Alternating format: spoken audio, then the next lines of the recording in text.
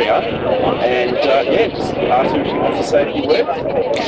Yeah, hi, I've just flown over from Melbourne, and I've just completed 2 weeks mandatory quarantine to be able to have 3 weeks here on compassionate reasons to see a family member. Then I've got to fly back to war zone Melbourne, and I wanted to come here today and support what's going on. And I thought I'd just give a bit of an idea of what it's like to be a protester in Melbourne and trying to have freedom of speech, because it's pretty awful what's happening there.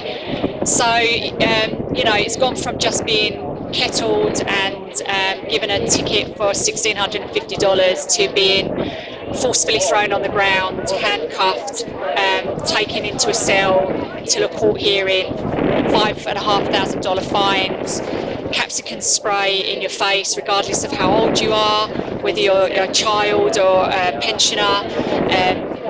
The police are coming out in their RoboCop style uniforms with their batons raised, their rifles raised, point blank range, shooting at us with 40mm rubber bullets. There's constantly drones flying around recording us. Melbourne isn't Melbourne anymore. There's just this sense of uncertainty and fear in the air. It's a pretty tough place to be right now. I'm a social worker. I've seen the impact of what this lockdown for the last 18 months has done on our children and young people. The mental health has gone through the roof. There's services are shut down. The kids are presenting at ED with suicidal ideation, self-harming. It's just spiked the numbers with that. It's pretty awful. My husband's a GP. He's doing his bit to try and raise awareness. It's hard living in Melbourne right now. I didn't realise how triggered I was till I came here and I saw the police move in, and I started shaking, physically shaking, because I was just expecting to be kettled and cuffed.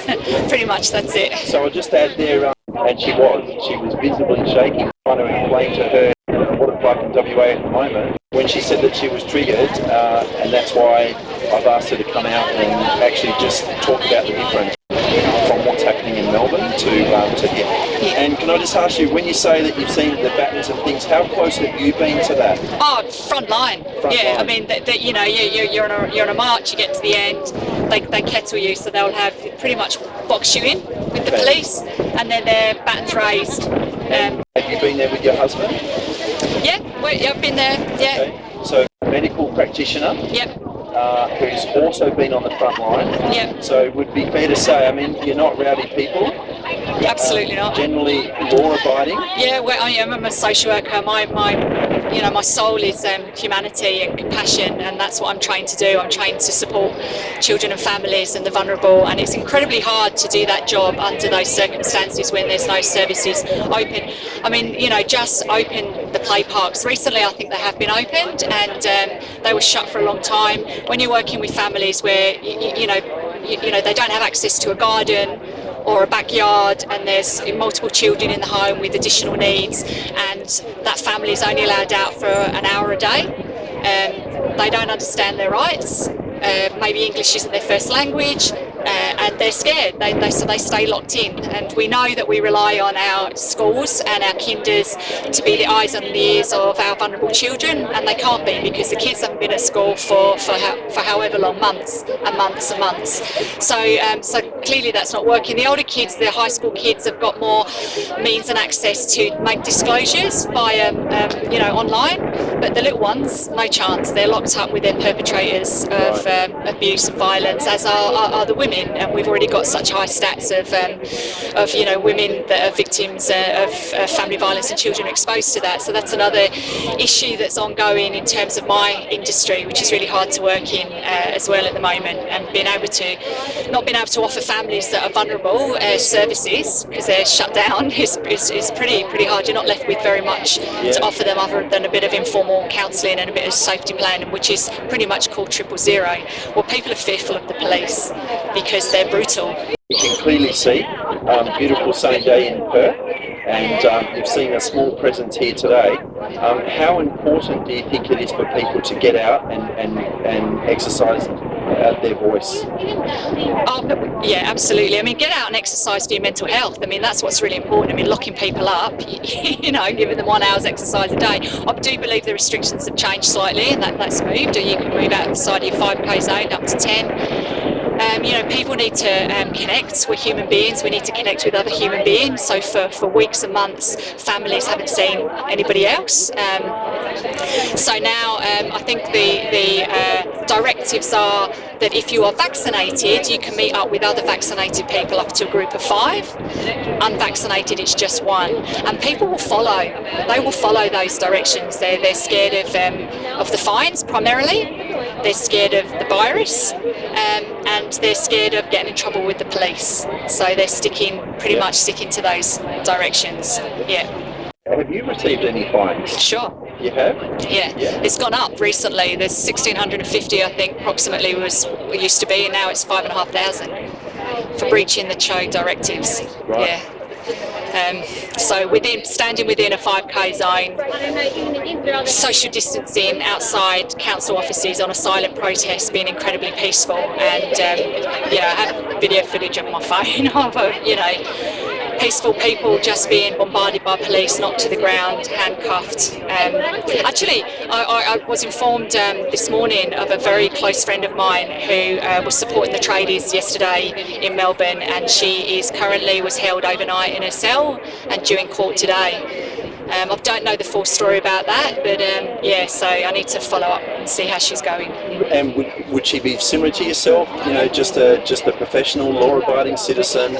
She works in the family services arena. Yes, she supports mothers, birthing mothers, and she hasn't been able to work.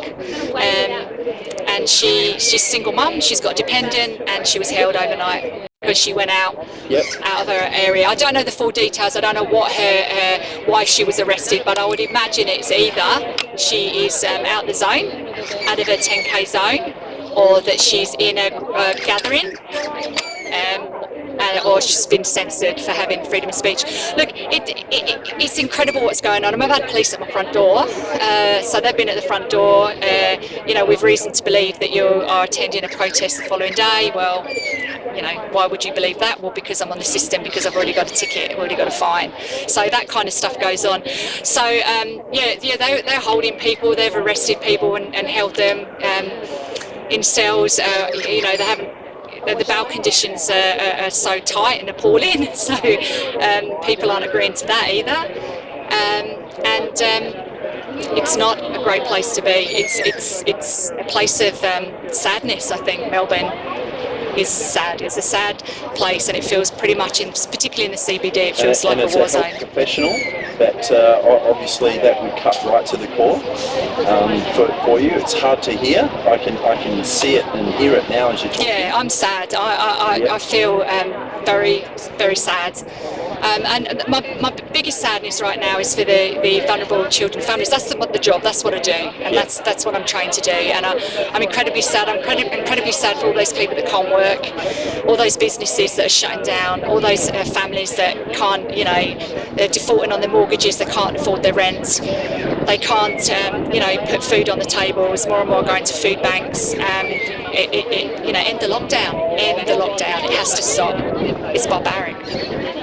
So look, I'd just like to say thank you very much for bravely speaking. Now that the police have moved away, you might just notice I'll just pan over here. What actually was the cause of that? There was an incident over here, not really too sure what's going on.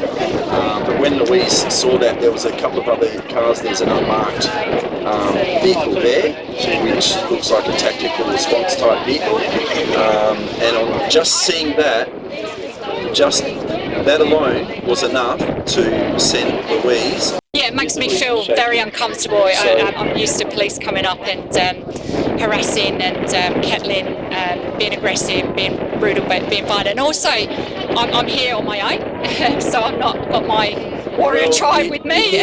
You're here So with I felt quite vulnerable. We are your people. And it's nice, and I have met some great people today, and so that's good. It was a positive experience for me today, and Well, we hope that we can take some of that positivity back to Melbourne, and thank you again for coming and and speaking.